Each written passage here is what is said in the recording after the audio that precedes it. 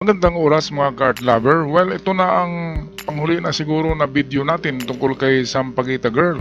Dahil sa ito na ang katotohanan sa lahat ng kwento. Ang dami kasi mga sinasabing espekulasyon diyan. Sinasabing ano daw, membro ng sindikato ng mga batang hamog.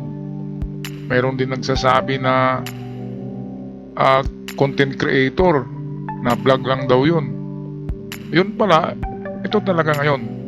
Ang guro na mismo ni Jenny, ang Sampaguita Girl, ang guro na niya ang nagsabi na totoo at talagang nakakahawa ang kalagayan ng magkapatid at ng mga magulang nito.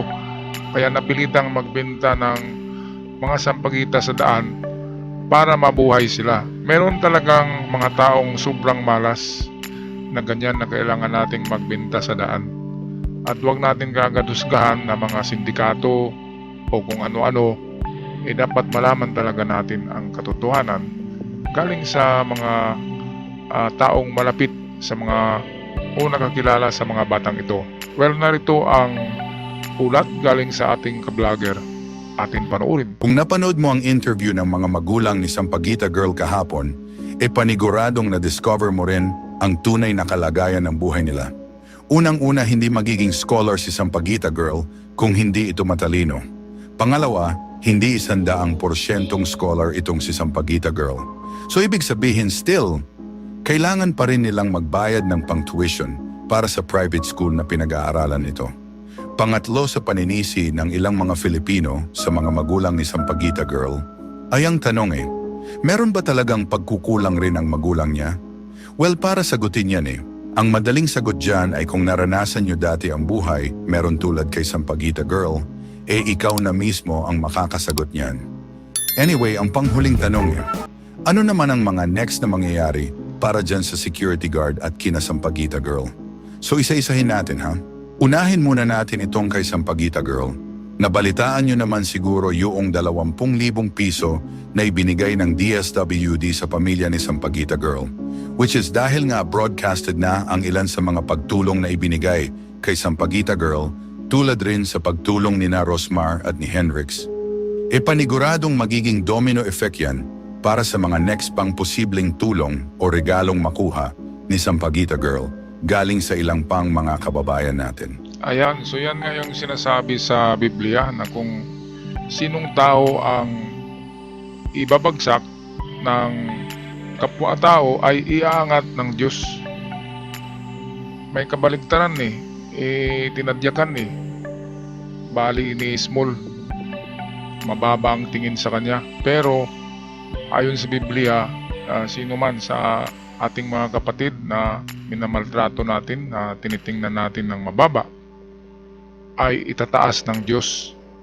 Itataas ng Diyos. Kaya ito ngayon, saan ba napunta ang karma? Hindi sa guard, di ba? Kasi may balita na ipapatawag na ito sa PNP, itong guard. Kasi nalaman na ng PNP na talagang scholar ito, nag-eskwela. Kasi sinasabi ng guard na hindi raw nag-aral, nagbihis lang daw ng estudyante para maawa ang tao. Membro daw ito ng sindikato, dito siya nagkamali. Kasi inusgahan niya sa appearance Kasi mga gusgusin Yan nga ang sabi sa Biblia na huwag niyong ismulin ang tao kasi ang mga taong ini-small ay iaangat niya ng Diyos. So ito na yan. Ito na yung nangyayari. Sa guard na nanipa, merong karma. Dito sa sinipa niya, merong swerte. Kasi ang dami palang nagbibigay parating pa yung iba Parating pa yung mga donasyon. Oras balik tayo kay Teacher Pupong. Well, bigla ko lang naalala itong si Diwata, which is nung mga panahon nandun lang siya sa kanyang tindahan at focus na focus sa pagtinda. Alam nyo naman siguro kung ilang milyong piso at mga regalo ang natanggap nito. Pero pagdating kasi sa kalagayan ni Sampaguita Girl medyo iba kasi ang sitwasyon ng buhay nila kumpara kay Diwata. Na kung si Diwata noon kumikita na ng ilang libong piso kada araw at marami pang mga tauhan, itong si Sampaguita Girl sila mismong pamilya nila ang nagtutulong-tulong para sa buhay nila. Which is ang hahangaan mo naman sa pamilya nila talagang pinipilit ng magulang nito na matapos sa pag-aaral ang kanyang mga anak. na ang pakiramdam ko naman once na makatapos sa pag-aaral itong sina Sampaguita Girl at kapatid nitong nursing ata, paniguradong mas gaganda ang buhay nito. Most especially sa mga panahon ngayon na mas marami ng tao ang magbibigay tulong sa kanila. At huwag na rin kayong magulat one day na baka merong isang tao ang biglang magregalo ng bahay at lupa sa kanila. Oy Rosmar, baka naman. Anyway, madako naman tayo kay Kuya Guard. Well, kung kay Sampaguita Girl mukhang maganda ang mga next na posibleng mangyari sa kanya dahil sa tulong ng maraming tao, dyan naman kay Kuya Guard kasi medyo 50-50. Bakit? Actually, ganito kasi yan. Yes, mga kapupong, maraming mga kababayan natin ngayon ang nasa panig rin ng guard at sinasabi nila na ginawa lang daw nito ang trabaho nito.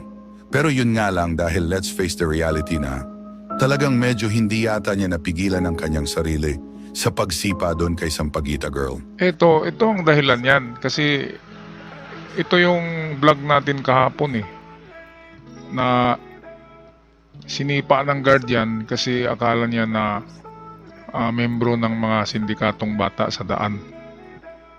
Sabi niya nanghihingi daw nanghihingi.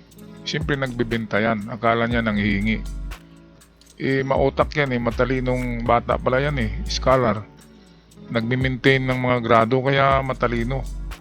Ngayon, sa background naman ng pamilya niya, meron talagang mga pamilya na yung sobrang kapos talaga. Nakatira lang sa squatter at walang magandang trabaho dahil walang mga tapos, di ba? Hindi matanggap sa trabaho dahil sabihin natin may kapansanan.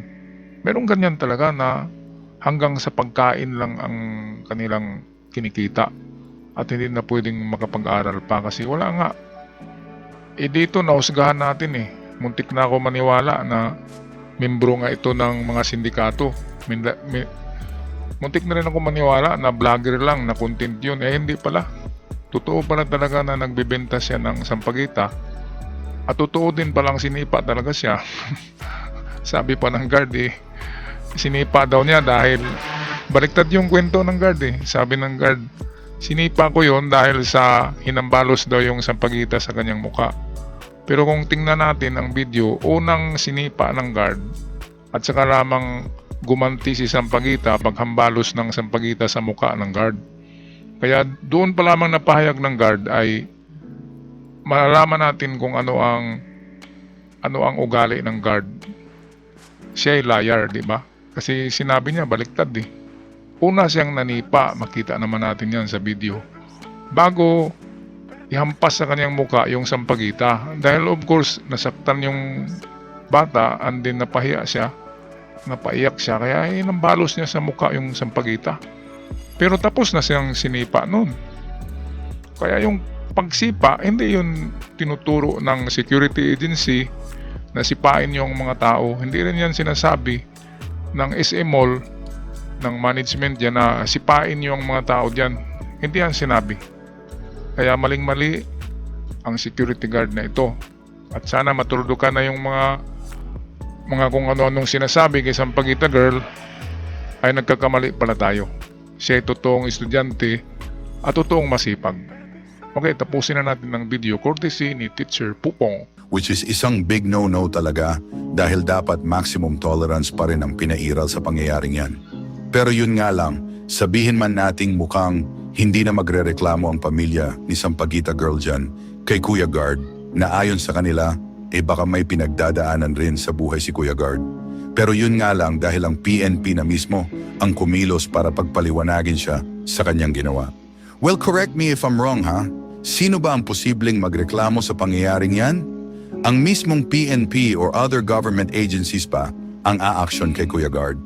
So ang mangyayari ba natanggal na nga sa trabaho itong si Kuya Guard, tapos kakaharapin pa niya itong pangyayaring posibleng ikakulong pa niya. Naku, talagang ano na yan. Start of the karma, di ba? Okay, meron tayong video dito nakuha sa UNTV bago pa lamang ito.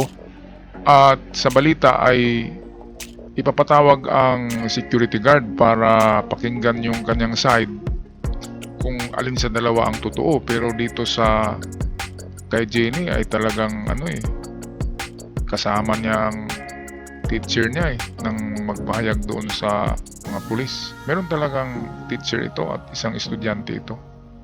Kaya stop na natin ang ating mga espekulasyon. Bagkus ay kaawaan natin ng ganitong mga klaseng bata. Okay, ako'y magpaalam na. Huwag kalimutan mag-subscribe sa ating channel para palagi kayong updated sa mga uploads. Salamat!